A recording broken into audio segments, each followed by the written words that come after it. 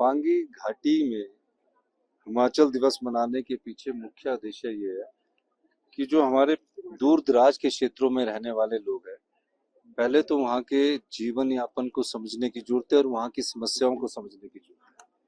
हमने पहला अपना हिमाचल डे जो था हमारी सरकार बनने के बाद चाइना बॉर्डर के स्पीति में बनाया था और वहाँ की समस्याओं को समझा।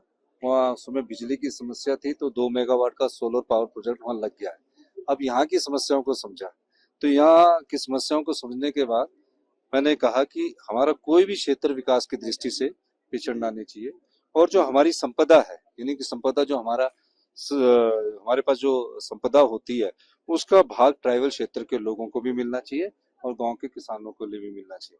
इस दृष्टि से हमारी सरकार ने कार्य किया है और आज मैंने पांगी की समस्याओं को समझा तो पांगी के लोगों के लिए मैंने कई घोषणाएं की। यहाँ की प्रमुख फसल जौ है। अब ये 30 रुपए किलो यहाँ जौ बिकती थी, तो हमें आर्थिक समृद्धि पांगी के पर लोगों की भी लानी है। तो हमने कहा कि सरकार 60 रुपए किलो के हिसाब से जो खरीदेगी, यानी कि वो जब 60 रुपए किलो के हिसाब से जितने भी जौ पैदा करेंगे हिमाचल प्रदेश की सरकार उनसे खरीदेगी। इवन जौ का भी यहाँ ज्यादा प्रयोग नहीं है, सत्तू बनाने में इसका प्रयोग होता है, लेकिन हम इसका प्रयोग आने वाले समय में करेंगे।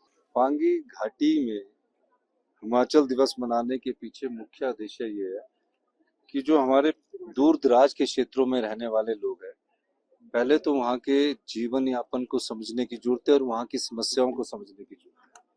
हमने पहला अपना हिमाचल डे जो था हमारी सरकार बनने के बाद चाइना बॉर्डर के स्पीति में बनाया था और वहाँ की समस्याओं को समझा।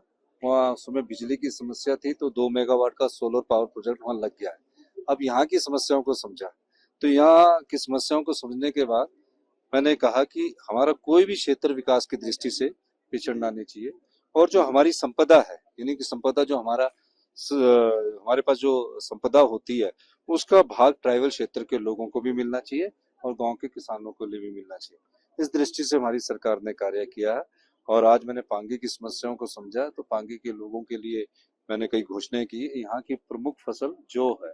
अब ये 30 रुपए किलो यहाँ जौ बिकती थी, तो हमें आर्थिक समृद्धि पांगी के पर लोगों की भी लानी है।